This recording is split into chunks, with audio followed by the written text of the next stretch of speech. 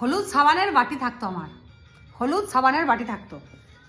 মেয়েটার কি মনে হয়েছে একটা হ্যান্ড ওয়াশের নিয়ে এসেছে, খুব সুন্দর দেখতে, আমি আবার পাঠিয়েও দিয়েছি। এত তাড়াতাড়ি কাজ করি, এরকম করে মুছতে গিয়ে বাট করে ফেলে দিলাম, পাট করে ভেঙে গেল।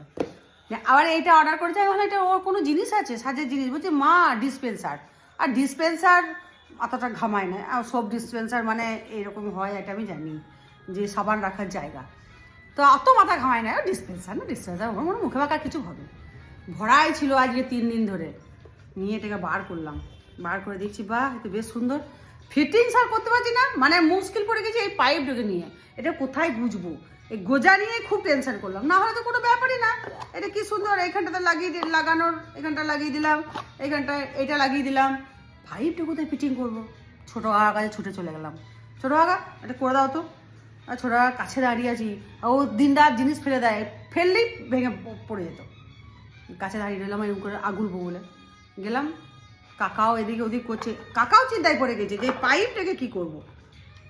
পাইপটাকে তারপর আমাদের সীমাদি, মানে আমার কাকিমাকে সীমাদি বলি, সীমাদি আবার বললো দাঁড়া, সোপ ডিসপেন্সারের সার্চ করলো, নিয়ে সার্চ করার পরে দেখলো হ্যাঁ মালটা এরকমই একটা জিনিস রয়েছে। বলছে ওই দেখ এরকম, আমি যেই ছবিটা দেখলাম টক করে এই দুটো লাগিয়ে নিলাম, বাস এটা হয়ে গেল। কিন্তু কাকা এই পাইপটা কী করবো। বলছে ফেলিস না, এই পাইপটা কিন্তু কোনো কাজে লাগতে পারে, কিন্তু পাইপটার হিসাব বুঝতে পারছি না। এই দেখো এইটাতে মনে করো লাগিয়ে দিলাম, এটা মনে করো স্কচ ব্রাইটটা, এইভাবে প্রেস করলাম, সাবান উঠে গেল। আর এটা হ্যান্ড ওয়াশ, বুঝে গেছি আমি, এটা হ্যান্ড ওয়াশ হবে। আর এটা বাসন মাজার সাবান লিকুইডটা ঢোকাবো, বুঝে গেছি। বাহ এটা খুব সুন্দর হয়েছে আমার, বাহ মেয়েকে কী বলবো, থ্যাংক ইউ সো মাচ এত সুন্দর জিনিস অর্ডার করার জন্য। আর পাইপটা এর মধ্যে ভরে রেখে দিই, যদি পাইপটা কোনো কাজে লাগে পাইপটাকে ভরে দিই। ভালো হয়েছে আমার এই জিনিসটা,